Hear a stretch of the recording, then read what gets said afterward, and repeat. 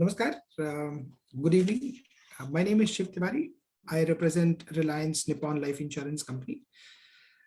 Ray, I'm thankful that Sudhir ji from TaxSpanner has joined for an interactive session with us to help us understand tax filing and help us take on questions that will help our viewers file their returns better. Thank you, Sudhir ji, for taking time out today. Thank you. To introduce Sudhir ji, he is the co-founder and CEO of TaxSpanner.com, which is India's leading online tax solution provider. He's a chartered accountant and he started his independent audit firm in 1994 and has served thousands of MSME clients. He has over 26 years of experience across auditing, financial management, loan syndication, tax advisory, and company law. He has extensive experience in startup creation, management in most difficult financial situations, and in growing TaxSpanner.com in an ultra-competitive fintech ecosystem. At TaxSpanner, Sudhir ji brings in domain expertise in the areas of tax and accounting. It may be mentioned that TaxSpanner.com is the only tax solution provider in India which has GST, accounting, TDS filing, e-filing of ITR, and tax optimizer for salaried persons. TaxSpanner.com is delivering from an individual to outsourcing large corporate tax compliance. As a co-founder of a startup, which started from a garage in 2007, from a residential apartment near Delhi University, TaxSpanner has grown to become one of India's most trusted tax filing solution provider. It serves some of India's largest banks, corporates, payroll, and individual citizens too. He has been leading the company's tax support services since 2007 and has served over 2 million customers in this journey. At TaxSpanner, he has created a unique tool in 2012 for salaried taxpayers, which is called the Tax Optimizer, which quantifies income, expenses, and investment for an individual with lowest tax guarantee. ET Wealth, a weekly personal finance publication of the Times Group, has been regularly publishing Tax Optimizer case studies since 2015. Many corporates have included Tax Optimizer in their financial wellness for employees program. Sudhir ji is a very sought after speaker and columnist in leading news dailies on the subject of financial planning and tax matters. He is very passionate about social entrepreneurship, especially in empowering India's youth, especially females, in realizing their true potential. Sudhir ji, thank you very much for joining us today. And I'm sure our audiences will gain massively from your expertise. Oh, sure. Sudhir sir, we will be taking a lot of questions from our audiences. We have already received a lot of these questions from our enthusiastic participants. We will continue to take many questions live and they will come to you through me. To start off with, I will ask some very basic questions in terms of why it is important to file returns when taxes have already been deducted.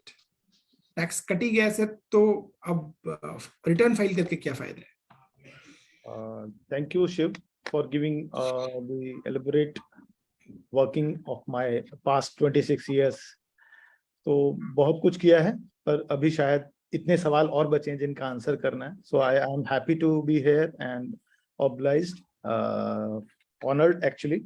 So the first question which you have taken, why it is important. So पहले, if you see a few years ago, 5-10 years ago, so it was not very important because income tax department भी सो रहा था, कहीं कहीं उसके पास information नहीं थी.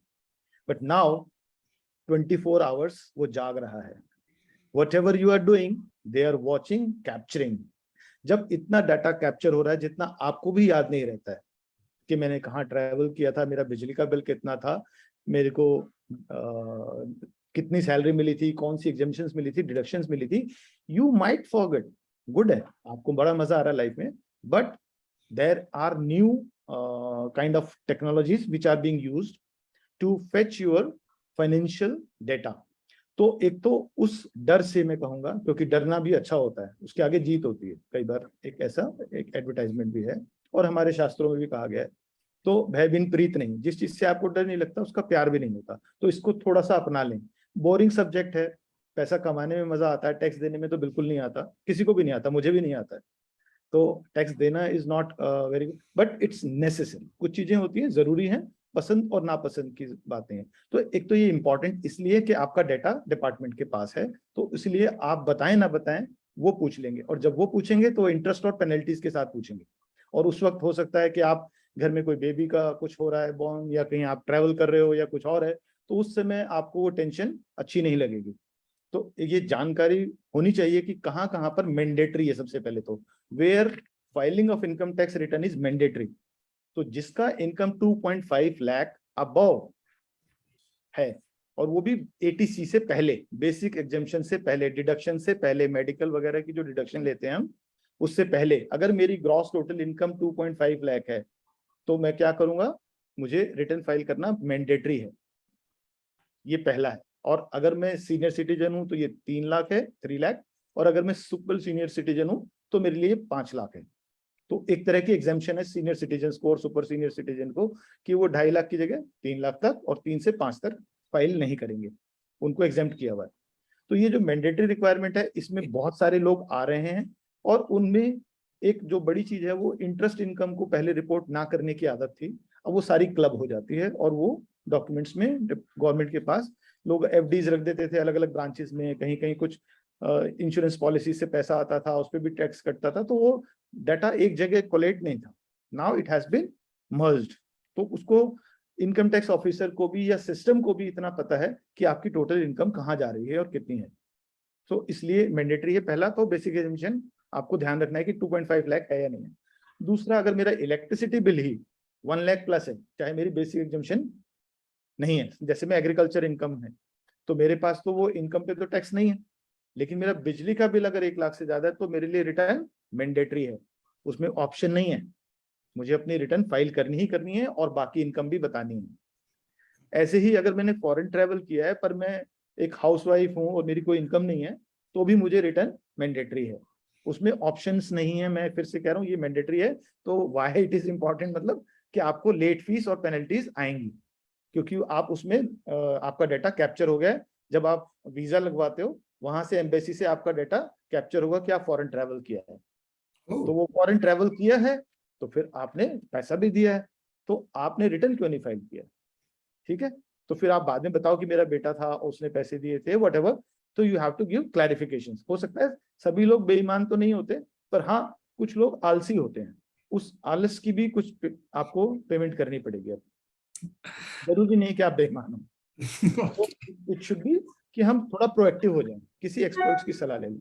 इसी तरह से अगर हम कहें कि डिपॉजिट कर देते थे हम पहले बैंकों में, 50 लाख कर दिया सेविंग में, अब वो मैंडेटरी है। अगर मैंने 50 लाख से ज्यादा सेविंग अकाउंट में कर दिया, 1 करोड़ से ज्यादा करंट अकाउंट में, तो वो जब से नोटबंदी आई है उसके बाद it has been I would say noticing, department जो है वो कैश अब कहाँ बचा है उसको चेक कर रहे हैं, वो आ किस सोर्स से रहा है, किस पर्सन के पास आ रहा है।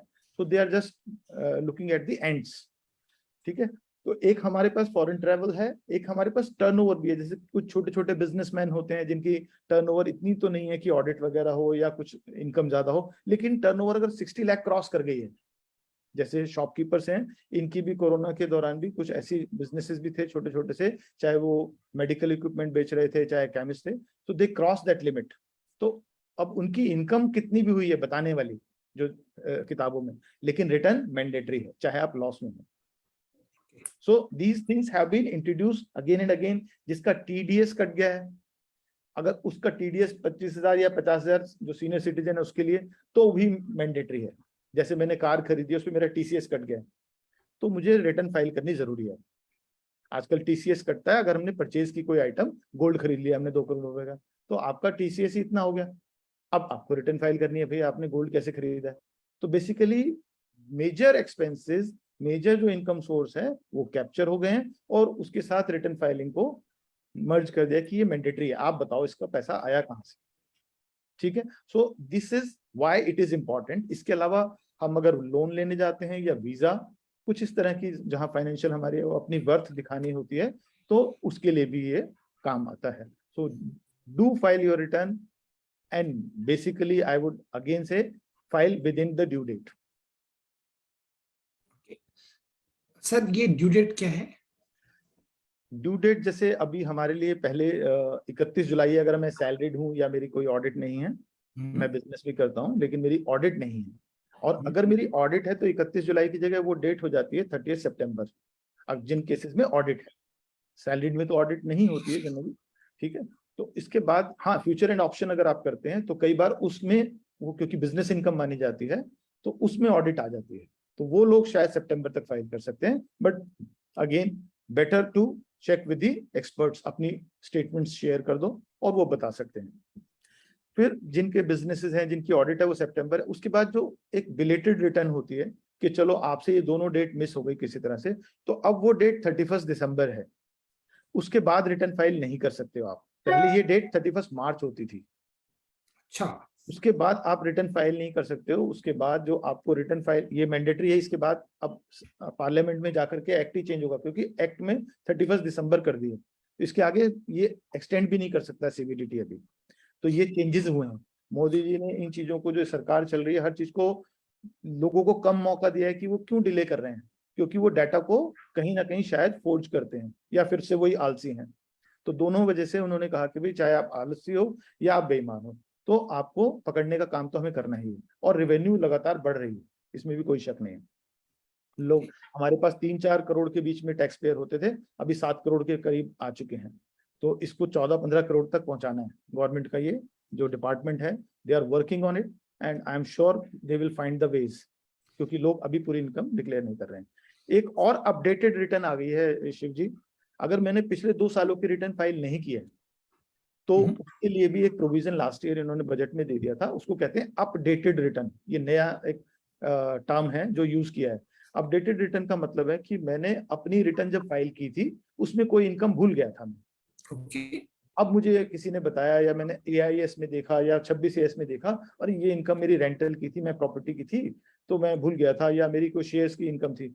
तो अगर वो सरकार पकड़ती है तो उस पर पेनल्टी लगाएगी, इंटरेस्ट लगाएगी. आप करोगे तो आपको वो, उन्होंने कहा कि आप 50% एडिशनल दे दो, हम करेंगे तो 3 गुना लेंगे. तो इसलिए उन्होंने कहा कि अपडेटेड रिटर्न आप फाइल कर सकते हो. ये ऑप्शन आपको अभी भी दे दी 2 साल के लिए. तो ये इसको पहले रेक्टिफिकेशन कहते थे, अब इसको अपडेशन बोलते हैं. नहीं, रेक्टिफिकेशन तो एक तरह से होता है, उसमें इनकम जो कम करना या उस तरह की कुछ ऐसी, जैसे ना प्राइमा फेसी जिसे कहते हैं, एरर. ये मैंने दिया था, आपने लिया नहीं. ये जो 26AS में दिख रहा था, आपने इसको एक्सेप्ट नहीं किया है, मैचिंग की. लेकिन ये तो मैंने इनकम ही डिक्लेयर नहीं की है. इसके लिए तो मुझे कंसीलमेंट का नोटिस आएगा कि आपने जानबूझ करके अपनी इनकम नहीं दिखाई. तो उससे बचाने का एक रास्ता दिया. Got it sir. सर पिछले साल एक्सटेंशंस बहुत हुए थे और उसके पिछले साल भी एक्सटेंड बहुत हुआ था. तो ये 31 जुलाई जो है ये स्टैंडर्ड है या इस साल भी शिफ्ट होने की उम्मीद है? अगर अभी मैं 20 जुलाई तक की इंफॉर्मेशन जो इनकम टैक्स डिपार्टमेंट के पोर्टल पे है, वो 2 करोड़ के करीब रिटर्न फाइल हुई है और 7 करोड़ के करीब टोटल होनी है. ओके. ठीक है, 7 में से अगर हम 1 करोड़ निकाल दें जिनमें ऑडिट है या कुछ और डिले करने वाले लोग हैं, कुछ उनके पास प्रोविजंस हैं लेट करने के लिए, उसके अलावा तो 6 करोड़ तो अभी होनी है. 31 जुलाई की है. और ये जो पहले भी एक्सटेंशन हो रही हैं, वो नए प्रोविजंस आ गए हैं. कुछ प्रोविजंस का मतलब है कि कुछ नए वेरिफिकेशंस आ गए. जैसे पहले हमारे पास सिर्फ फॉर्म 26AS होता था, जिससे हमें TDS मैच करते थे. मेरा TDS उतना दिखा रहे हैं, इतना मेरी इनकम भी आई एम डिक्लेयरिंग और not. So we were suppose to match.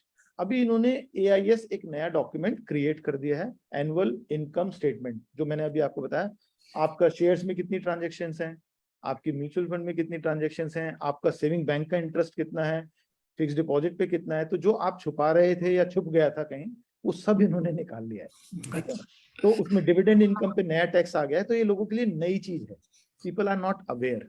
दूसरा जो सिस्टम है वो पूरी तरह से ना उतना फास्ट काम नहीं कर रहा जितना कि एक साथ लोग करना चाहते हैं लास्ट डेट पर. तो कई बार वेबसाइट के इशू भी, पोर्टल के इश्यूज भी आते हैं.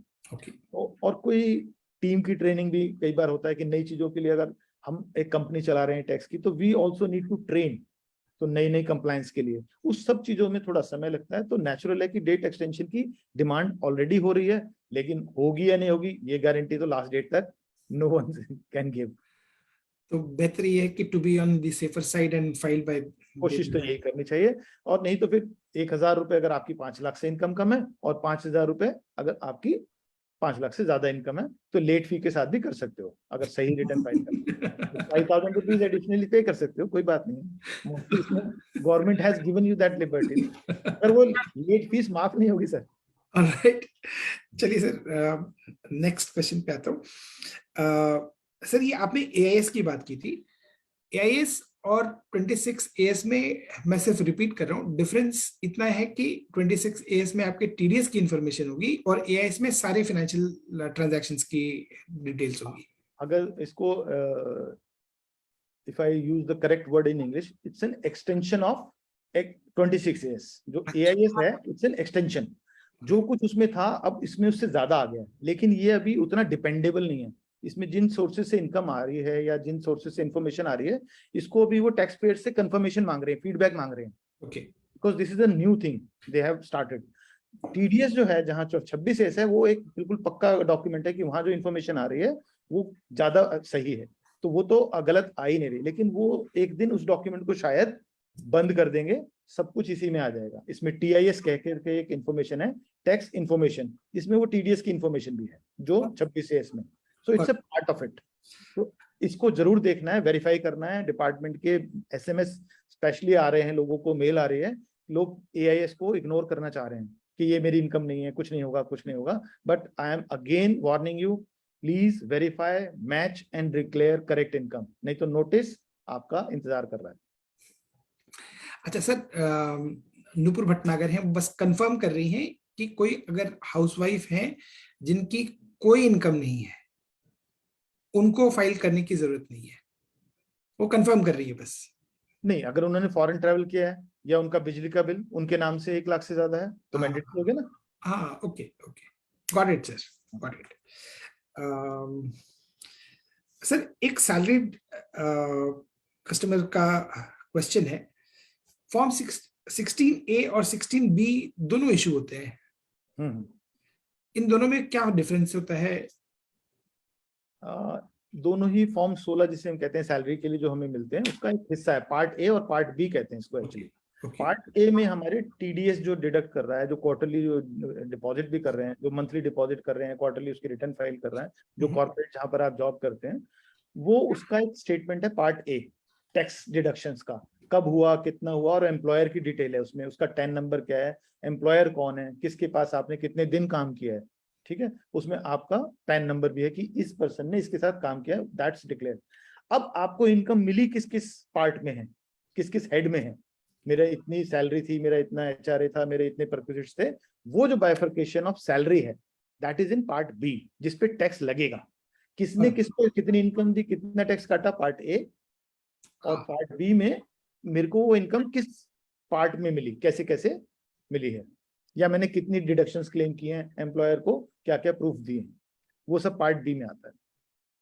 ओके सर, समीर सहाय सवाल पूछ रहे हैं, if someone join the company in the last financial year, middle of the last financial year, do they need to take form 16 from previous company and also file that with the income tax department? तो अगर job change है बीच financial year में, तो दोनों ही employer की, मैंने कहा ना, ऑल इनकम, तो पर्सन पैन तो एक है ना, आपका पैन एक है, समीर का पैन एक है, वो कंपनी 2 टैन होंगे उसके ऊपर। ओके सर, एक बहुत इंटरेस्टिंग क्वेश्चन है, इसका जवाब, एक क्लैरिफिकेशन, काफी सारे रिक्वेस्ट आए हैं। Form 26 AS does not have NPS contribution. How to identify employee and employer contribution to NPS? जो एम्प्लॉयर कंट्रीब्यूशन है, जिसे हम 80CCD 2 में आता है, सेक्शन है, ठीक है, वो आपके फॉर्म 16 में है। ओके, तो फॉर्म 16 मिलेगा, उसमें होना ही होना है, that's mandatory to give that deduction by the employer, क्योंकि वो कंट्रीब्यूशन एम्प्लॉयर का है। ओके, जो 80CCD 1B में आता है, जहां 50,000 की लिमिट है, वो आपका है, आपने डिपॉजिट किया, आपके बैंक में भी होगा उसका प्रूफ, उसका 26 में अभी आएगा नहीं, वो जब आना है तो AIS में आएगा, क्योंकि वो TDS नहीं है। जब टैक्स का है तो 26 में आता है, टैक्स डिडक्ट थोड़ी हुआ, ये तो आपकी इन्वेस्टमेंट है, ये जब आएगी तो आपके AIS में आएगी इन्वेस्टमेंट्स। करेक्ट। आपको जब 50,000 आपने इन्वेस्ट किया है, क्लेम कर लेना, अगर आपने एम्प्लॉयर को नहीं दिया ये प्रूफ, बाद में भी कर सकते हो।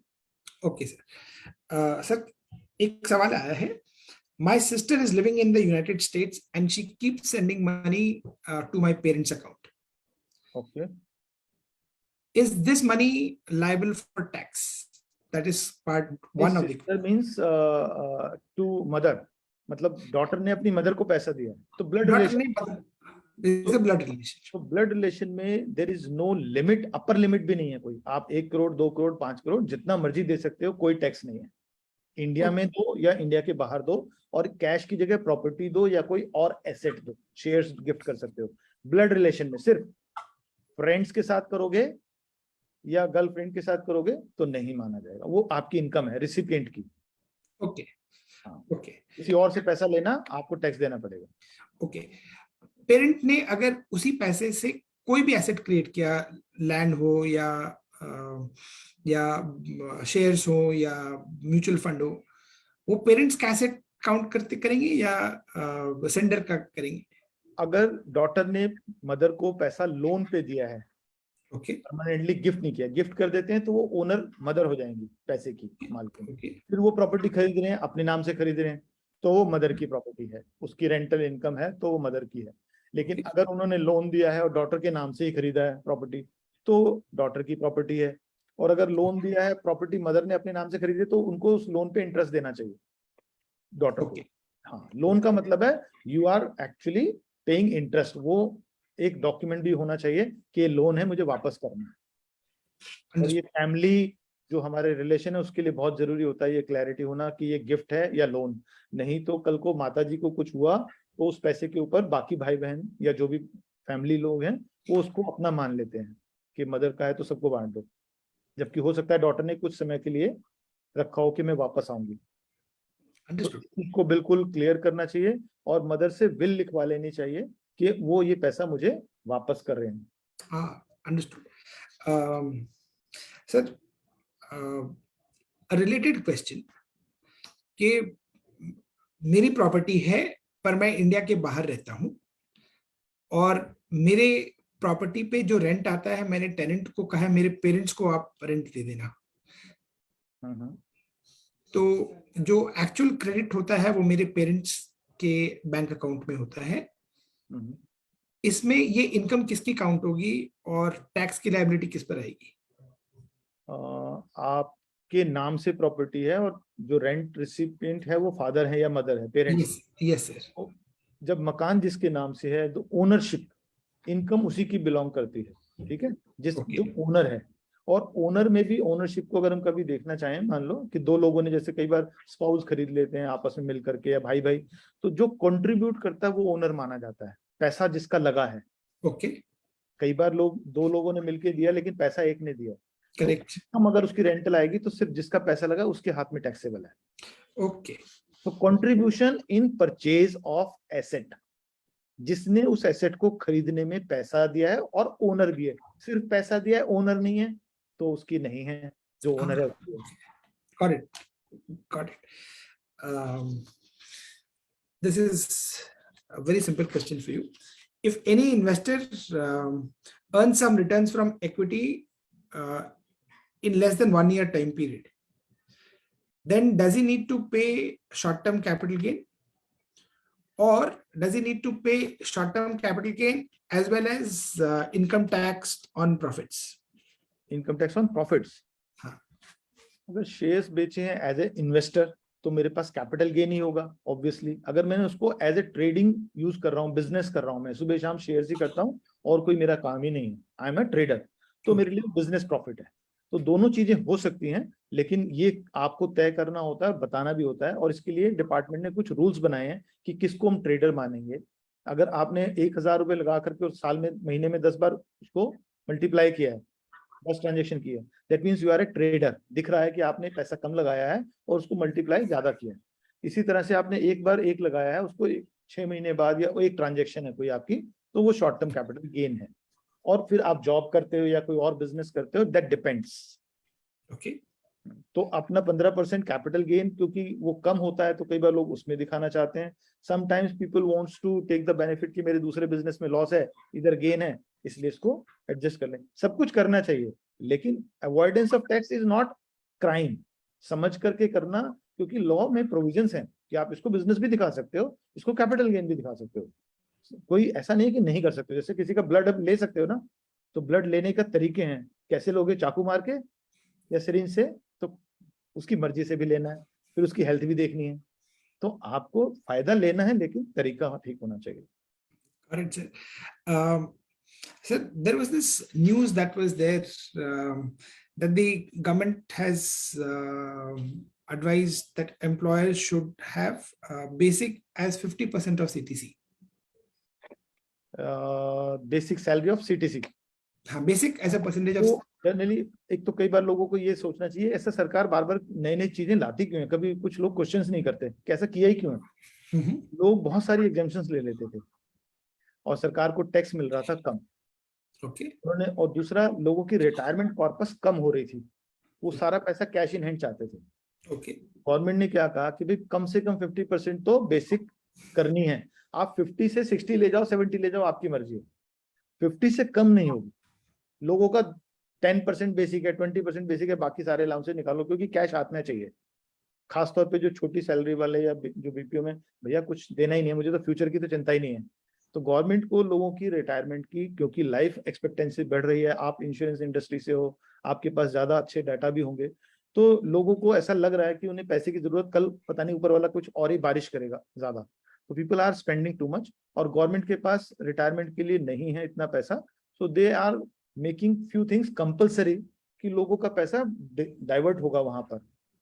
कंपनीज की कॉस्ट थोड़ी सी बढ़ेगी, क्योंकि उनका जो पीएफ है, जो ग्रेचुइटी है, वो कंट्रीब्यूशन बढ़ जाएगा ना। अब आपको बिगर अमाउंट पे देना है, पहले आप 20% अगर बेसिक थी तो कम था, अब ज्यादा है।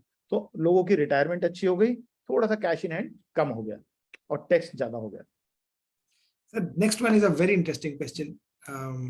While it does not apply to me वैसे personally. ये अभी एप्लीकेबल नहीं हुआ ये लॉ, क्योंकि कुछ स्टेट्स इसके लिए रेडी नहीं है, जो ये आप 50% की बात करें। It was suppose to I think implement on July 1, but कुछ स्टेट्स रेडी नहीं है अभी इसको लागू करने के लिए।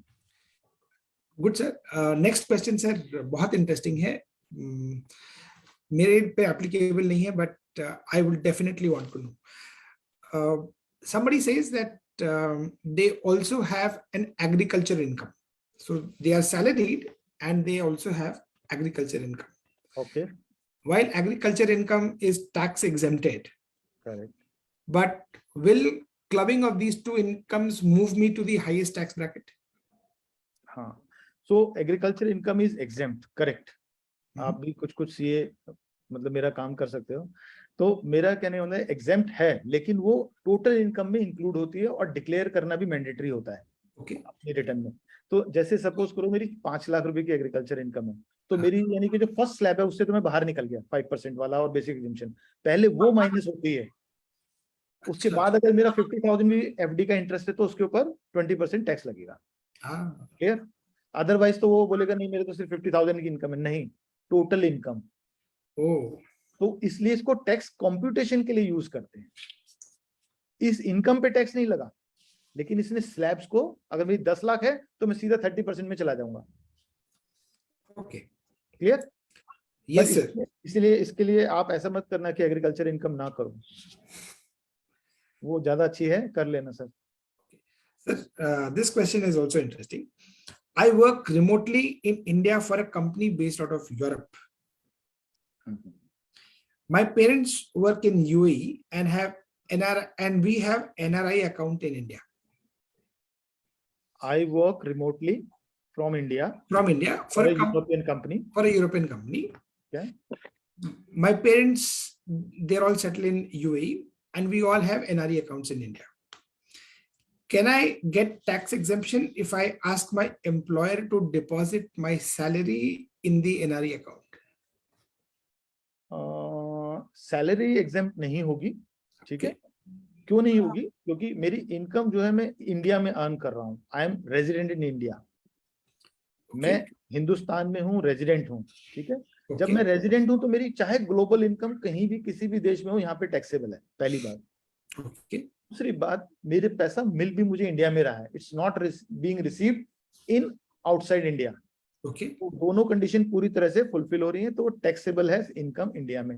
अगर वहां पर कोई टैक्स लगा है आपका, सपोज करो जिस कंट्री में, यूरोप में आपको पैसा मिल रहा है, they have deducted some taxes, so you can claim DTA relief, double tax avoidance. अच्छा। वो सरकार की आपस में एग्रीमेंट्स बने हुए हैं बहुत सारी गवर्नमेंट्स के साथ, बहुत ज्यादा गवर्नमेंट्स के साथ हैं आजकल, और बन गए हैं कुछ, तो वो DTA रिलीफ मिलता है। तो जितना टैक्स आपने वहां दे दिया है वो माइनस हो जाएगा, और रेस्ट आपको यहाँ इंडिया में पे करना पड़ेगा। हाँ, इसमें एक एग्जेम्पशन मिलेगी आपको, जो ये पैसा आपने NRE अकाउंट में ला करके रखा है, इसका जो इंटरेस्ट है वो टैक्स एग्जेम्प्ट है। हाँ, ओके। और इसको और अच्छा करना है तो जो फॉरेन करेंसी में पैसा मिलता है उसको फॉरेन करेंसी में भी रख सकते हो आप, उससे वो जो एप्रिसिएशन ऑफ द करेंसी है वो मिलता रहता है।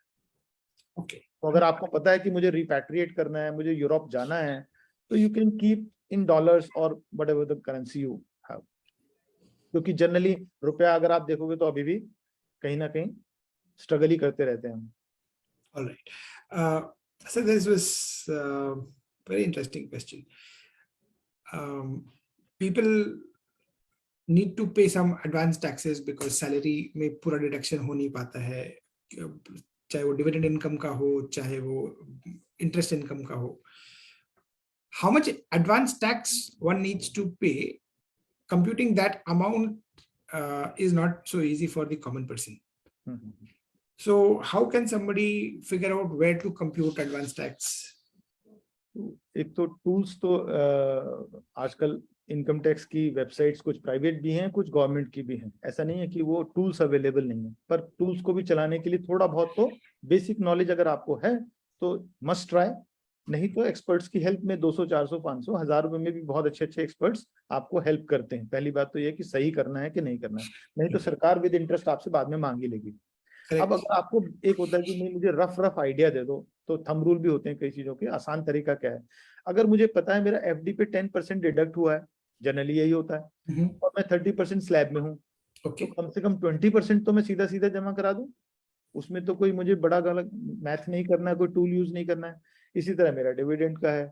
दूसरा ये है कि इसमें मैं जो एक सलाह दूंगा कि अगर किसी का TDS ज्यादा कट रहा है, तो एडवांस टैक्स है तो आपने दे दिया, कुछ लोगों का ज्यादा डिडक्ट हो रहा है, उनकी इनकम कम है, वो रिफंड के लिए बैठे हैं, तो उनको तो यह है कि वो आप नॉन डिडक्शन भी अप्लाई कर सकते हो। ऑनलाइन अप्लाई होता है इनकम टैक्स के पोर्टल पे कि भाई मेरा टैक्स ये मेरे को रिफंड लेना पड़ता है पिछले 2 साल से 3 साल से, क्योंकि वहां पर आपका जो इंटरेस्ट है ना वो 6% है, और वो भी टैक्सेबल होता है। जबकि आप म्यूचुअल फंड में 12%, 15%, और शायद यूलिप में भी आप अच्छी रिटर्न्स दे रहे होंगे, तो अपने पैसे को कम रिटर्न्स पे छोड़ना सरकार के हाथ में तो वो ठीक नहीं है। उसके लिए नॉन डिडक्शंस के लिए आप अप्लाई कर सकते हो, जिनका ज्यादा डिडक्ट होता है। एडवांस टैक्स के उल्टा है ये बिल्कुल।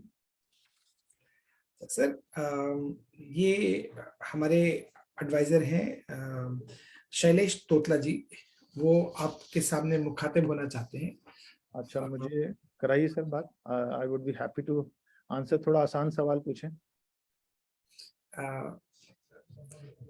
हाँ जी शैलेश जी। शैलेश जी नमस्कार, आप सुधीर जी से अपना सवाल पूछ सकते हैं। नमस्कार sir, good afternoon. Good afternoon Shailesh. Sir मुझे पूछना था, if agent commission TDS is deducted in the month of March, okay, but account is created in the month of April, okay, and what will be the tax implications? जो tax deduct हुआ है उसका credit amount जो आपकी commission है वो आपको अप्रैल में या मई में मिली है, but tax deduction for the financial year, last financial year का है। Last financial year. हाँ, तो इसमें आपको for the last financial year you have to declare that income and claim that TDS also. दोनों ही चीजें पिछले साल में दिखाना है, वो 26AS में मैच भी करना होता है। It would be reflecting in your 26AS, तो उससे ही मैच करना है। अलग साल में करने से वो मैचिंग में भी इशू आता है, and income has already accrued, आपको पैसा मिलने में ही तो टाइम लगा है ना। सो payment is not, you can choose the method of cash, लेकिन हमारी तरफ से रिकमेंडेड नहीं है वो, उसमें मैचिंग कराना, देन डिपार्टमेंट से कहीं ना कहीं क्लैरिफिकेशंस लेना, इट्स ऑलवेज, और फिर हमारा टीडीएस भी क्लेम नहीं कर सकते हैं। If we are not declaring income, we can not claim that TDS also. तो it's better to claim in the same year, जिस साल में वो फाइनेंशियल ईयर के लिए डिडक्ट हुआ है, for which year you have getting the commissions. Okay, sir. Anything Okay, else? sir. No, sir. Thank you so much, sir. Thank you, Shailesh ji. Thank you, sir. Thank you. Sir, ये बहुत ही interesting question है। सवाल पूछते हैं कि I have held shares of a company during the previous year, which are listed in a recognized stock exchange outside India. अच्छा, okay. Okay.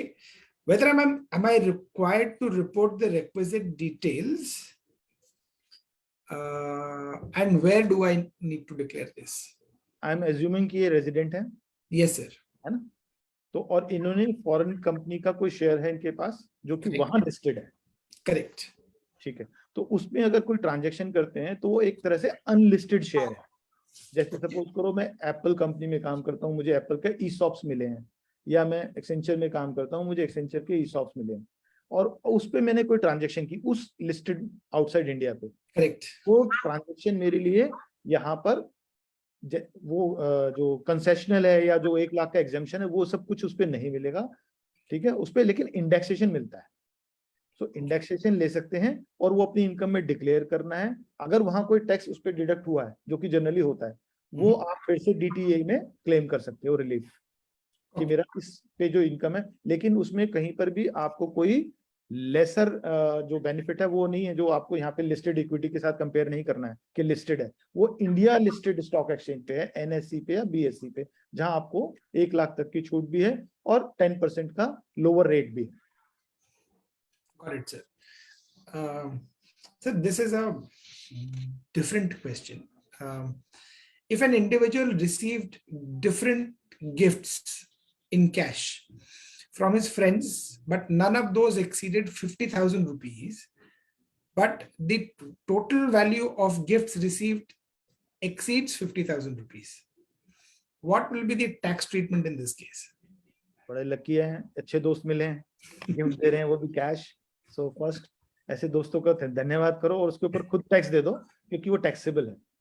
If the total amount during the financial year received other than any consideration, जैसे मैंने कुछ उसको बेचा नहीं, दोस्त को कुछ दिया नहीं है, है ना, एक बार होता सेल्स ट्रांजैक्शन करी है मैंने अपना लैपटॉप दिया था इसलिए पैसा लिया, तो then it is not taxable. ठीक है, लेकिन अगर मैंने उससे वैसे ही पैसा लिया है, बहुत अच्छा दोस्त है, तो देन और वो मेरा रिलेटिव भी नहीं, फ्रेंड्स बोल रहे हैं आप, तो उस केस में 50,000 की ओवरऑल लिमिट है। अगर 10 दोस्तों ने दिया है, 49,000 करके भी दिया, तो 4,90,000 पे आपकी इनकम है सीधा सीधा। That is called other income. वो 50,000 की फिर आपको ये भी नहीं कि डिडक्शन मिलेगी कि चलो लोअर अमाउंट है, टोटल अमाउंट तो 51,000 नहीं करना है, 49,999 इससे ज्यादा साल में नहीं लेना है टोटल। या फिर आपने कैश लिया तो सीधा अपने उसमें बेड पे छुपा दो। Okay. So next question is, what are the benefits available in respect of expenditure incurred on account of medical treatment of specified diseases on treatment of a senior citizen? 40,000 जैसे अगर उसे अच्छा सीनियर सिटीजन है तो 75,000 में, उसमें आपको कई बार होता है कि हमने बिल भी नहीं है सपोज करो, तो डिडक्शन बिना उसके भी आप क्लेम कर सकते हो, फिक्स अमाउंट है। लेकिन वो डिसीज की एक लंबी लिस्ट है और वो डॉक्टर से एक सर्टिफिकेट चाहिए होता है, वो जरूर ले लें। उसके बिना वो डिडक्शंस कभी कभी डिसअलाउ हो जाती है, क्योंकि उसमें कितना आपका जो स्टेज है, जो उसका जो अगर हम कहेंगे कितनी सीवियर है, उसके हिसाब से उसमें कैटेगराइज किया हुआ है कि मेरी आईज है तो इतनी खराब है, मेरे पाँव में चोट लगी तो इतनी है कि मैं इतना चल सकता हूँ। So there is a degree of जो भी आपकी जो परेशानी है लाइफ में, उसके बेस पे वो डिक्लेयर होती है और वो सर्टिफिकेट है बाकायदा, उसके बिना वो you can't claim. So follow that instructions. So this is a question I would like to ask. Are there any cases in which immovable property received by an individual or HUF for less than its stamp duty value, what are the tax implications? Property received. हाँ, Received means purchase. purchased, है ना? So less than stamp value. Yes. So in that case, stamp value is the value to be considered for the taxes. Number one. वो जितना भी part है, अगर आपने कम लिया है, जैसे कहें कि भी मार्केट रेट से is lesser than the stamp duty value, ऐसा सुनने में कई जगह आ भी रहा है, because the property prices after this corona या during this corona काफी डाउन गए थे, तो सच भी हो सकता है किसी ने, लेकिन सरकार उसको वैल्यू नहीं करती है, उसमें 5-10% का कुछ टाइम के लिए कंसेशन दिया था, but for a limited period, क्योंकि वो मार्केट उसमें देख करके। लेकिन अगर मैंने वो पैसा स्टैम्प ड्यूटी का जब एक बार उसमें परचेज में ले लिया, तो मुझे जब कैपिटल गेन लूंगा फ्यूचर में, जब मैं उसको सेल करूंगा, तो भी मैं स्टैम्प ड्यूटी वाली वैल्यू लूंगा। तो स्टैम्प ड्यूटी और market value whichever is higher. अच्छा, विच एवर इज हायर, वो आपको ध्यान रखना है जो भी खरीद रहे हैं भाई। Now, a lot of people have put out their question to understand how they can save taxes. First question: can I claim HRA if my own house is not in the city where I am working?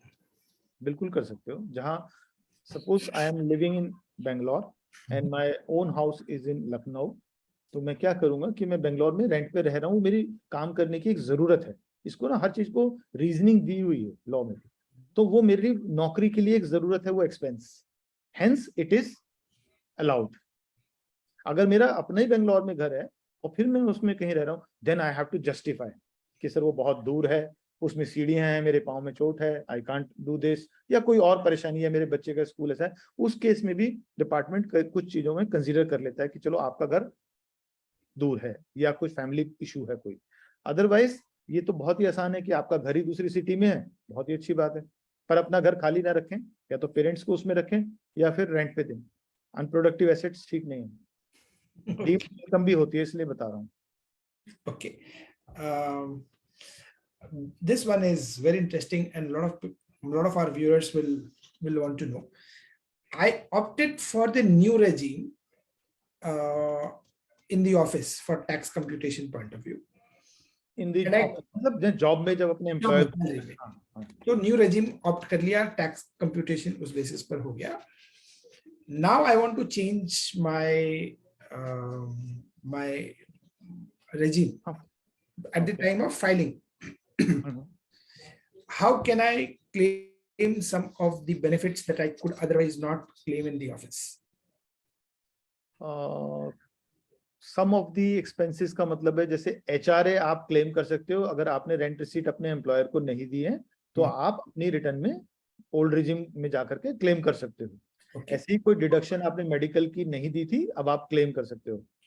आप जो नहीं कर सकते हो, एक तो LTA नहीं कर सकते हो, LTA के लिए आपको अपने एम्प्लॉयर को ही देना होता है बिफोर 31st ऑफ, क्योंकि मैंने यहाँ ट्रेवल किया और इतना मेरा एक्सपेंस आया है, और LTA आपकी सैलरी का पार्ट भी होना चाहिए जो CTC स्ट्रक्चर होता है, तो LTA तो बिल्कुल ही नहीं कर सकते हैं। ऐसे ही कोई रिम्बर्समेंट वर्ड अगर कहीं पर है तो वो रिम्बर्समेंट भी नहीं कर सकते हैं, क्योंकि वो आपको एम्प्लॉयर से ही करना था।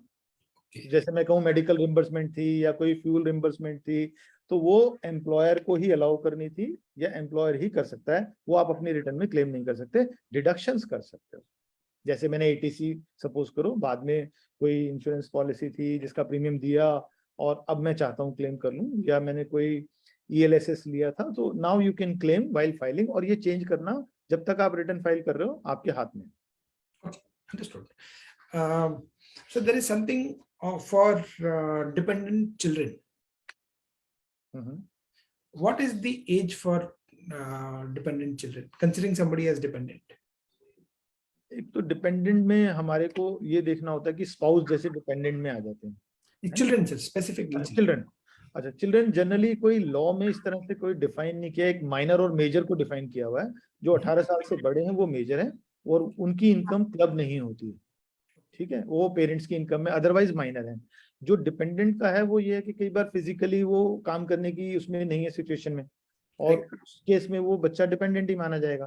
तो जैसे LTC के लिए हम जाते हैं, वहां पर ये वर्ड यूज होते हैं, या एजुकेशन लोन लेना होता है, तब ये चीजें वहां पर वो इंटरेस्ट क्लेम करना है। ऐसे कहाँ पर हम किस कंटेक्स्ट में डिपेंडेंट की बात कर रहे हैं, और ऐसे अनमैरिड जो डॉटर है वो जब तक अनमैरिड है पेरेंट्स के साथ है तो वो डिपेंडेंट है। मतलब लॉ में इस तरह की कुछ एकदम ग्रे आप समझ लो, it's not 100% given kind of a thing. Minor और मेजर है, 18+ मेजर, इनको तो डिपेंडेंट माना ही नहीं इन्होंने कि भाई तू कमा सकता है। सर आप जैसे अकम्प्लिश्ड टैक्स एडवाइजर से सर कोई डायरेक्ट सवाल पूछ रहे हैं। मेरी इनकम 15 से 25 लाख के बीच में, इनकम एग्जैक्ट नहीं बताया बट 15 to 25 बताया है। अच्छा, पूछ रहे हैं न्यू रेजिम में शिफ्ट हो जाऊं या पुराने रेजिम पे रहूं? वैसे तो मैं 15 लाख से कम वालों को भी सजेस्ट यही करता हूँ एज ए प्रोफेशनल, जो जितनी मुझे फाइनेंशियल नॉलेज हुई है थोड़ी बहुत, कि आपको न्यू रेजिम में थोड़ा सा नुकसान है, क्योंकि आपने टैक्स तो दे दिया लेकिन अपना फ्यूचर सिक्योर नहीं किया। और टैक्स देने से आपका फ्यूचर सिक्योर नहीं हो रहा है, क्योंकि डायरेक्टली तो कुछ भी बेनिफिट सरकार आपको नहीं दे रही है। इस देश में 130 करोड़ लोगों का भला करने के चक्कर में वो टैक्स पेयर का भला करना भूल जाते हैं। तो अगर आपके हाथ में ये पावर है कि मैं अपने लिए मेडिकल इंश्योरेंस करा लूं, तो मैं इसको जोड़ता हूँ, एक वर्ड है प्लान, जो हम अक्सर यूज करते हैं। प्लान का मतलब है कि जब टैक्स प्लानिंग है तो उस प्लान को मैं एलोबोरेट कर देता हूँ। पी से मतलब होता है प्रोटेक्शन। आप सरकार को टैक्स देने से पहले सोचो आप प्रोटेक्टेड हो हेल्थ के लिए, अपनी वेल्थ के लिए, अपनी फैमिली के लिए, जिनके लिए आप पैसा कमाने जा रहे हो 50 साल 30 साल, तो उसको प्रोटेक्ट करने के लिए आपने टर्म इंश्योरेंस ले लिया है या आपने मेडिकल इंश्योरेंस पूरा लिया हुआ है। कल को आप ही हॉस्पिटलाइज हो गए तो क्या सरकारी हॉस्पिटल में जाओगे या आप अपने दोस्तों से उधार मांगोगे? उसकी अच्छा है कि डिडक्शन ले लो, और ये डिडक्शन तब मिलेगी जब आप ओल्ड रिजिम में रहोगे, न्यू रिजिम में ये नहीं मिलेंगी। तो ओल्ड रिजिम में रहने में प्लान का पी, फिर एल है लोन लोगे तो लिक्विडिटी रहेगी। लोग क्या करते हैं, अपने पैसे से ही घर खरीद लिया। अरे भाई आपको 5-7% पे पैसा मिल रहा है और 25 साल के लिए, तो घर भी तो 50 साल के लिए खरीद रहे हो, तो डरते क्यों हो? तो लोन ले लो और उस पर टैक्स बचता है।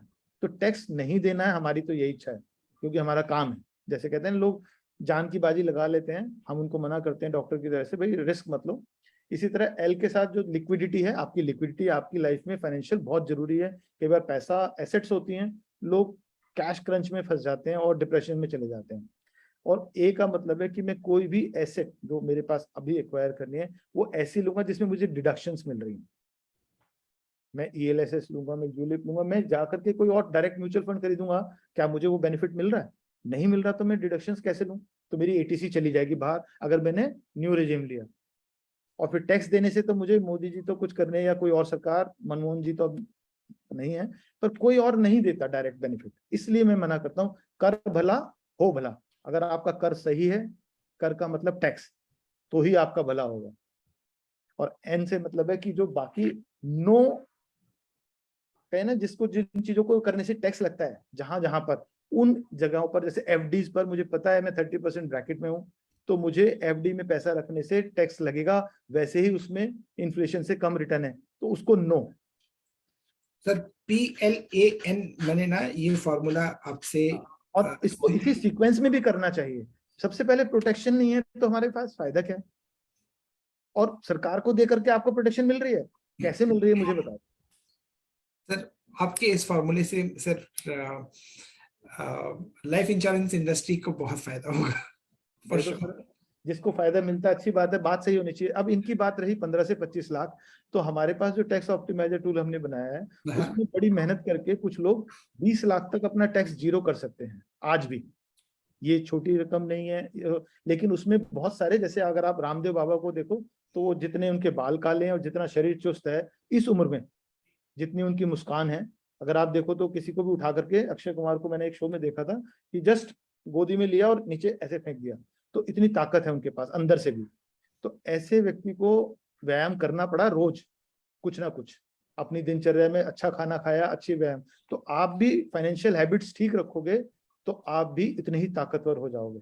तो ये 20 लाख बिना टैक्स के करना आसान नहीं है, लेकिन संभव है। राइट सर, लेकिन ये ओल्ड रिजिम में है, न्यू रिजिम में नहीं है। सर मैं पर्सनली आऊंगा आपसे ये टैक्स टिप्स लेने के लिए। थोड़ा मुश्किल होता है, शुरू शुरू में लगता है ये कैसे होगा कैसे होगा, लेकिन वही है ना, जैसे हम पहले दिन एक्सरसाइज करेंगे तो कुछ चीजें नहीं होती हैं और ना रिकमेंडेड होती हैं। लेकिन आप हर वीक अगर 15 मिनट भी निकालो, आधा घंटा भी निकालो, कुछ तो एक चीज को फोकस करोगे। वीकेंड भी इसीलिए होता है ना, वो भी आप कंपनी को दे दोगे तो कैसे चलेगा। सर नेक्स्ट क्वेश्चन है, जैसे सेविंग्स अकाउंट में 10,000 रुपीज की लिमिट है फॉर टैक्स एग्जेम्पशन, करेक्ट। ऐसा कोई प्रावधान है क्या फॉर डिविडेंड इनकम और capital gain from shares? Capital gain का लॉन्ग टर्म का तो 1 लाख तक का है, पर पर्सन पर पैन। ओके। जैसे मैं अगर सुधीर कौशिक और एक सुधीर कौशिक के स्पाउस जो है, वाइफ या 2 बच्चे मेजर हैं, तो हम 4 हो गए, 4 लाख हमारा एग्जेम्प्ट है। ओके। और अगर मेरी एक HUF भी है तो 5 लाख एग्जेम्प्ट है एक फैमिली में। और अगर भगवान की दया से 1-2 बच्चे और हैं तो उतना भी एग्जेम्प्ट हो सकता है। यानी कि पर पैन पर ईयर 1 लाख तो कैपिटल गेन एग्जेम्प्ट है, उसमें तो है। लॉन्ग टर्म होना चाहिए, लिस्टेड इक्विटी पे होना चाहिए, इंडिया में लिस्टेड। लेकिन जो डिविडेंड है उसमें कोई एग्जेम्पशन नहीं है। जो सेविंग है वो टोटल सारे अकाउंटों की बात कर रहे हैं हम, और सेविंग की बात कर रहे हैं, FD की नहीं कर रहे हैं। तो सेविंग अकाउंट में वैसे ही 2.5% मिलता है, उसको एग्जाम्प्ट करा के क्या मिलेगा? उसमें पैसा मत छोड़ो। बैंक के लिए काम कर रहे हो आप, अगर आप ऐसा कर रहे हो, मेरे से तो बैंक वाले कुछ भी लड़ाई भी कर सकते हैं। But if you are not giving 2.5% की कोई, हाँ कोटक महिंद्रा का एक एड देखता था मैं, जो 6% समथिंग था, तो उसका डिपॉजिट अपने आप ही बढ़ गया, क्योंकि आपको पैसे की वैल्यू जहां नहीं मिल रही, मैं अपने पैसे को कैसे खराब लगा सकता हूँ जब मैंने मेहनत से कमाया कि नहीं, उसको कम पे कैसे छोड़ सकते हो आप, और वो भी taxable. Correct sir.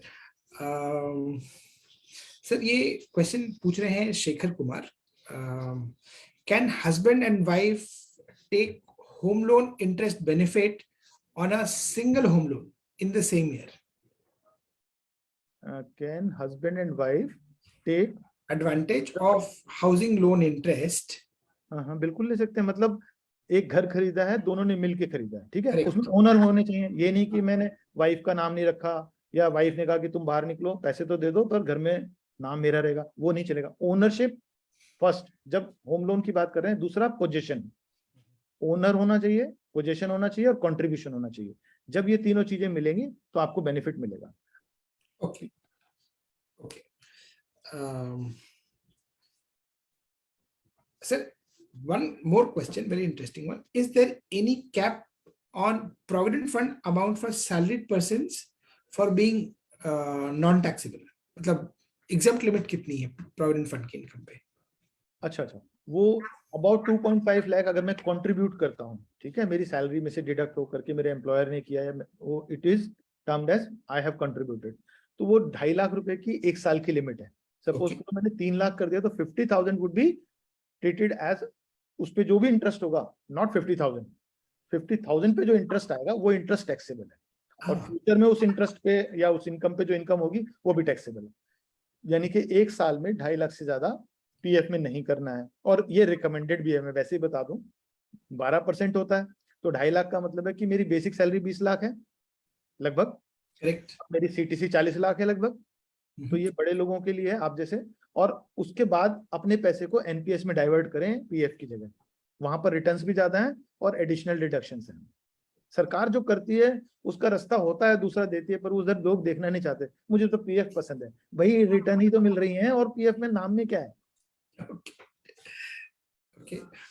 Sir, this is one good question. If I take mediclaim for family other than senior citizens, in addition to what is provided by the company, will there be tax exemption? And if yes, which section can be used for claim? If I take medical insurance, ठीक है, और other than क्या था, senior citizen, other than senior citizen, family के लिए लिया है।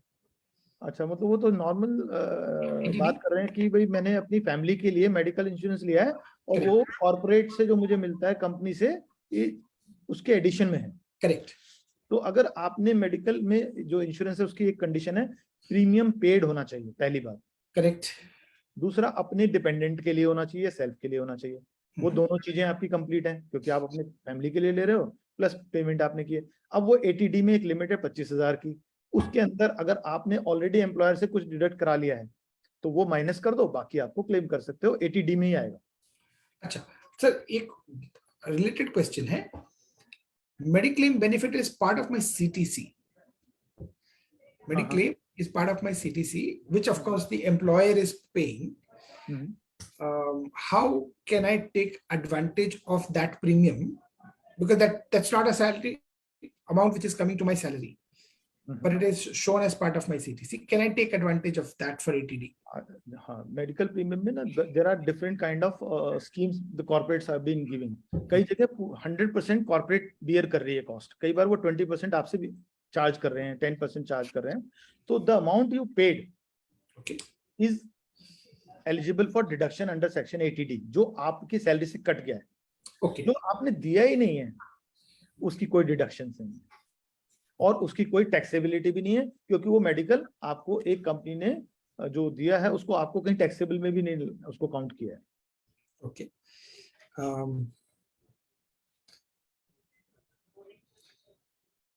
So this is this question from our advisor Tarseem Lal.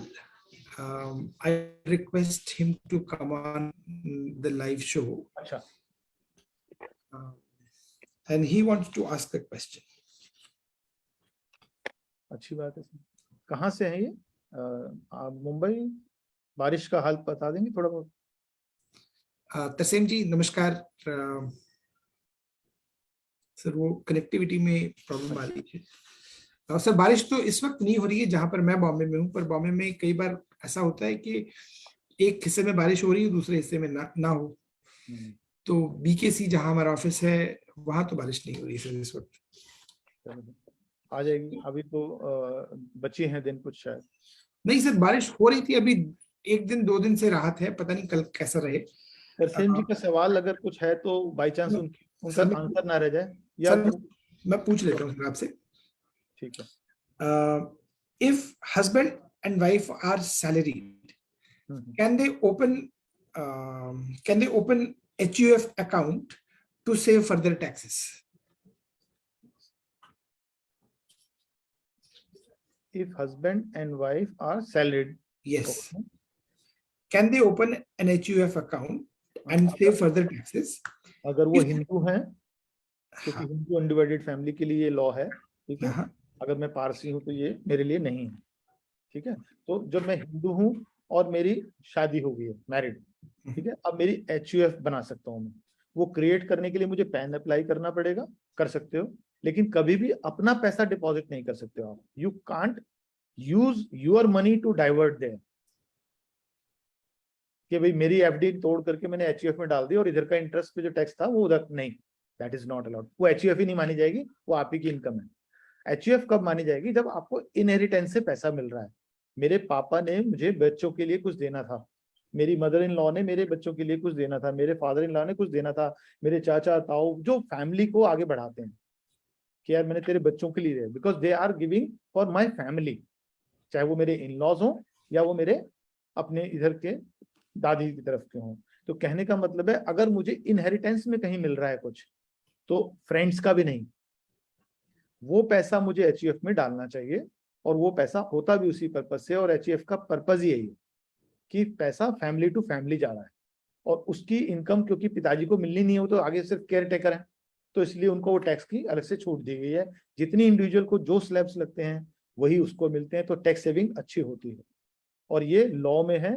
इसमें कोई अब फादर पैसे देना चाहते हैं तो अब जल्दी से अपना अकाउंट नंबर मत दो, रुक जाओ थोड़ा. सर तरसेम जी आगे हैं. तरसेम जी आप अपना सवाल, आपका सवाल मैंने पूछ लिया आपके बिहाफ पर. अच्छा. तरसेम जी अपना वीडियो ऑडियो ऑन कर सकते हैं चाहे तो. Hello. Okay sir, technical issues I guess. Sir next question हमारे कलीग है रवि कुमार. आगे सर तरसेम जी आ गए. तरसेम जी आपने अपना सवाल सुन लिया. जी नमस्कार. अगर सवाल सही था या कुछ कंप्लीट था तो आप बता दीजिए. आंसर भी आपको आवाज आई है? मैं दोबारा रिपीट कर सकता हूँ, नहीं तो आप सवाल ही दोबारा से पूछ सकते हैं. सर मेरा एक्चुअली जो क्वेश्चन है वो है अपने HUF अकाउंट से रिलेटेड है कि अगर if husband and wife are salaried, can they open an HUF account and save further taxes? If yes, how can we ensure an income in this HUF? Can they give the money in this HUF to ensure its income? So you can create an HUF if you and your wife wants, right? So you can have a HUF, but you can't deposit your money into this HUF. You have to deposit from your inheritance, father, mother, father-in-law, mother-in-law, or chacha, tau, whatever the family members, they want to give some money to your children, suppose, or your family. That's where. But you can't divert your money towards HUF to save taxes. That's not allowed. Basically, it would be treated as your income only. So you have to take care. Not a single rupee from your account should go there. वो dilute हो जाएगा. It would not be treated. Suppose you taken 1 crore rupees from your father-in-law or 50 lakh rupees and you deposited 50 rupees. So HUF gone. Okay. So don't use your money to divert towards HUF. But it should be created. It helps to save taxes for your family. Suppose you want rental income for your family. So, and your father wants to give you a house. So it's better to take that house in HUF.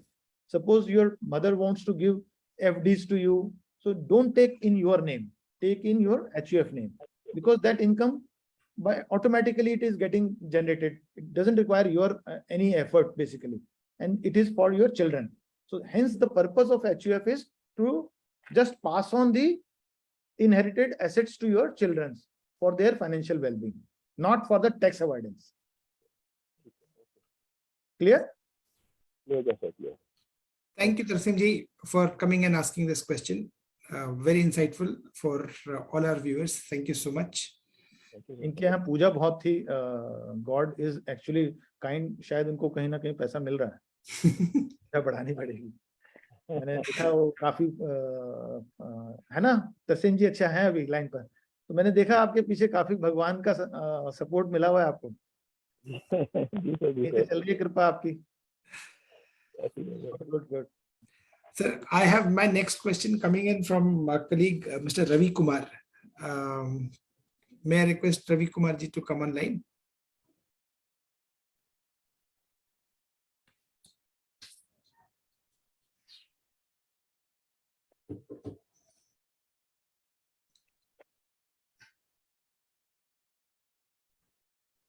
ये आवाज कुछ वो connect कर रहे हैं audio पे.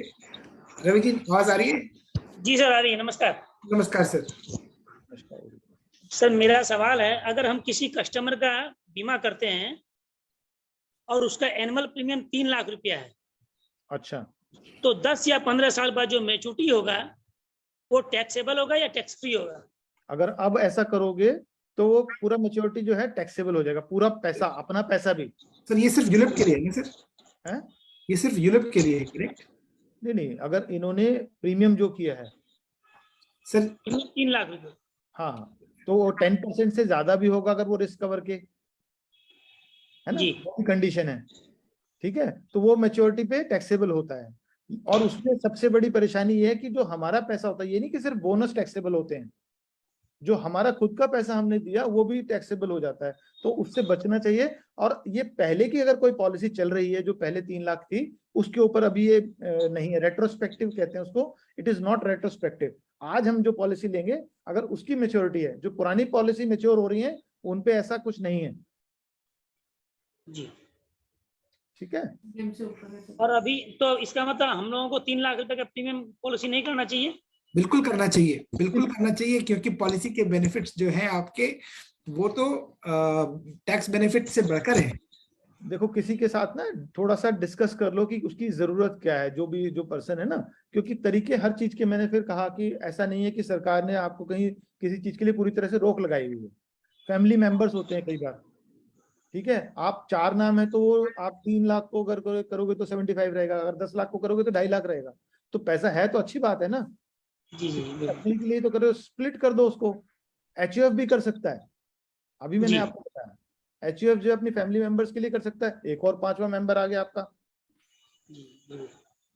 रवि, बहुत अच्छा सवाल. Thank you so much for joining today. Thank you. Sir एक बहुत इंटरेस्टिंग सवाल आया है हरीश जी का. सवाल पूछते हैं कि due to flooding individual suffers financial loss of 1.5 lakh rupees for renovation of renovation and repair of home, let us say home or shop, the local government authorities provide a compensation for 15,000 rupees. Can the person claim the balance 1,35,000 rupees as expense towards as a business expense or as a set off against income? ऐसा कोई provision नहीं है भाई। आपकी family में जो आपके शुभ चिंतक हैं, माता पिता, उनसे मांग सकते हो, वो इसको रिम्बर्स कर सकते हैं।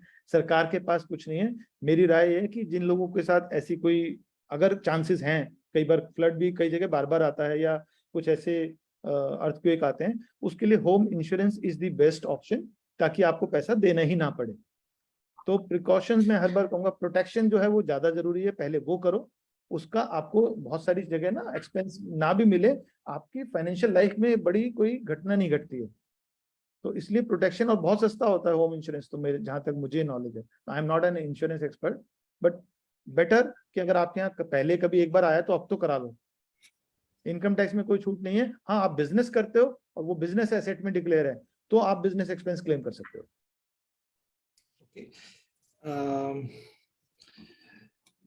So last few questions, and I think they all love you, so they are asking me this question. Tax वालों को कौन प्यार करता है सर? टैक्स ऑप्टिमाइज करने वालों को हर कोई प्यार करता है। चलो अच्छी बात है, तो हमें भी प्यार करता है। सर, क्वेश्चन है, I have never filed income tax returns personally. Now I want to start doing it on my own. CS शायद फाइल कराते होंगे, अब वो खुद से करना चाहते हैं online. What are the things that they should keep in mind, because he is not a financial expert himself? तो मतलब अगर कोशिश कर रहे हैं तो कोई बुराई नहीं है। कई बार चीजें होती है ना फाइनेंशियल्स में, हमारे फाइनेंशियल लिटरेसी को ना मानते ही नहीं है कि जरूरत है। जैसे हमारे यहाँ कई चीजों को, किसी को अगर दिमाग में थोड़ी सी भी कोई कमी होती थी, उसको पागल ही बोल देते थे लोग। हमारे यहाँ सोच इस तरह की रही है कि यार ये तो ठीक ही नहीं है। जबकि वो कोई भी किसी भी तरह की, हमें जैसे आंखें कमजोर है, मैंने चश्मा लगाया, तो भाई ऐसे मेरे दिमाग की भी कोई नस कमजोर रह सकती है, ऐसे ही फाइनेंशियल की भी हमारी लिटरेसी नहीं है तो नहीं है, लेकिन उसको एक्सेप्ट ही नहीं करते। तो ये भाई अगर एक्सेप्ट कर रहे हैं कि मुझे नहीं पता है और मैं करना चाहता हूँ, तो बहुत अच्छी बात है। तो इसके लिए क्या करना चाहिए कि एक तो गवर्नमेंट की दो चीजें हैं, जो 26AS और AIS, उसको तो पहले वेरीफाई जरूर कर लें, डाउनलोड कर लें अपने अकाउंट से। अगर हमारे जैसे किसी प्राइवेट पोर्टल से करना चाहते हैं, मोस्ट वेलकम है, टैक्स पैनल जैसी और भी बहुत सारी कंपनीज हैं, ठीक है। लेकिन जब आप स्टेप ले रहे हैं तो डर करके ना ले, समझ करके ले। समझने का मतलब है सब कुछ साफ साफ लिखा होता है, थोड़ा टाइम देना पड़ता है। You have to read the lines. ऐसे टिक करके फिल इन द ब्लैंक्स कर दोगे तो डिडक्शन जो मिलनी है वो नहीं मिलेंगी। डिपार्टमेंट की भी जो ये फॉर्म्स हैं, ये कहते हैं प्री फिल्ड है, लेकिन डिडक्शंस में वो प्री फिल्ड नहीं आती हैं। आप सेविंग इंटरेस्ट छोड़ के चले जाओगे, डिडक्शन 10,000 की, आपको टैक्स लग जाएगा, लेकिन वो लॉ में है कि आपको क्लेम करना है, डिपार्टमेंट की गलती नहीं है। अब वो लॉ में अगर ये लिखा है you have to claim, deduction available है बट क्लेम, मेडिकल की है पर आप क्लेम करो, अरे भाई वो क्लेम करना के लिए टिक करना पड़ेगा ठीक जगह, अमाउंट डालना पड़ेगा। तो इसीलिए उसको ध्यान से फिल करें। पहली बार शायद थोड़ा समय ज्यादा लगेगा या थोड़ा सरदर्द हो सकता है क्योंकि उतनी अच्छा नहीं है, लेकिन second time third time you will come to know more things about finance. जब आप करते हो किसी चीज को तो उसके बारे में जानना शुरू करते हो। जब कभी सारे गामा करोगे तो सुर समझ में आएंगे, कभी करोगे नहीं तो फिर कहाँ समझ आएगा, फिर तो ये होगा शोर मचा रहा है कोई। राइट सर, हरीश जी सवाल पूछ रहे हैं, is there any website with the help of which a professional businessman can file income tax return and also prepare balance sheet P&L on his own? Income tax balance sheet on his own? हाँ, खुद से, मतलब portal पे जाएं और अपने detail सारे दे दें, ऐसे कोई पोर्टल है? जरूर है। अभी आजकल तो ये गूगल पे सर्च करेंगे तो वर्चुअल CFO करके कॉन्सेप्ट है, जो हम भी छोटी कंपनीज में, क्योंकि इतना कैश फ्लो नहीं होता, इतने बजट्स नहीं होते हैं कि वो अपने किसी चार्टर्ड अकाउंटेंट को फुल टाइम हायर करें, लेकिन कंप्लायंस उनको भी करनी है। तो ऐसे में एक वर्चुअल CFO, जैसे ये कुछ कोरोना में भी कुछ बढ़ गया है कि जो CAs हैं वो पहले तो डाटा शेयर करने में डरते थे इधर उधर, या बिजनेसमैन भी ऐसा लगता था कि यार ये मेरी बिजनेस की सीक्रेट्स कहीं बाहर चले जाएंगे, या कुछ 1 नंबर 2 नंबर है। सो वो सब चीजों से लोगों का कहीं ना कहीं कम हुआ है। अब वो ऑनलाइन ज्यादा आ गए हैं और ऑनलाइन ये सर्विसेज कुछ तो जो पुरानी CAs फर्म्स हैं वो भी देने लगी हैं, और हमारे जैसे तो शुरू से ही हम तो डिजिटल हैं, हम तो 2007 से सब कुछ कर रहे हैं। तो 2017-18 में हमने जीएसटी का जो सर्विसेज थी वो शुरू की थी। कहने का मतलब है कि ऐसी और भी कंपनीज हैं और हम तो हैं ही, लेकिन इसको करने के लिए किसी इसके साथ एक्सपर्ट के साथ भी आप एंगेज हो सकते हो। खुद करते हुए भी आपको जब भी असिस्टेंस चाहिए तो आप उतनी ही सर्विस के पैसे दे सकते हो। जैसे आप कैब करते हो ना, मर्सिडीज चाहिए आपको या ओला में कोई और चाहिए, उबर में, सिमिलरली अकाउंटेंट भी अब धीरे धीरे मिलने लगे हैं, आप ऑनलाइन उतनी देर के लिए हायर कर सकते हो। सर मैंने देखा कि आप बड़े दबे स्वर में अपने ब्रांड का प्रचार कर रहे हैं। अगर मैं आपसे रिक्वेस्ट करूं कि हमारे यूजर्स को आप कोई ऑफर दे दें अपने यहाँ फाइल करने के लिए, तो वो मैं खुशी एक्सेप्ट करूंगा और मैं चाहूंगा कि आपके यूजर्स हमारे साथ और जुड़ें, उनको स्पेशल डिस्काउंट्स जो हाँ, अगर मैं अभी आज की डेट में चाहे कितना भी रश हो कुछ भी हो, 25% मुझे लगता है कि एक अच्छा डिस्काउंट है। और पहली बार कहीं ना कहीं दोस्ती करें तो खाली हाथ भी नहीं करनी चाहिए, नहीं तो मैं 100% भी कर देता।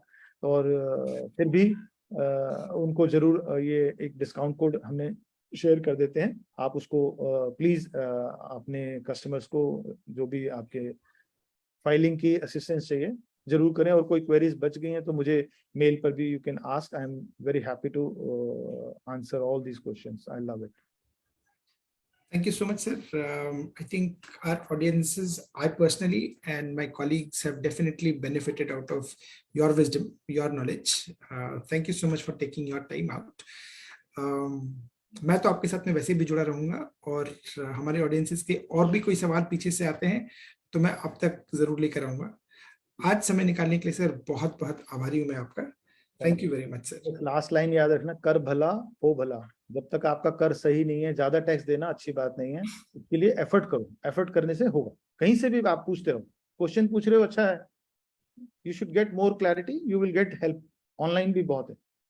Okay dear, thank you for the opportunity. Thank you sir.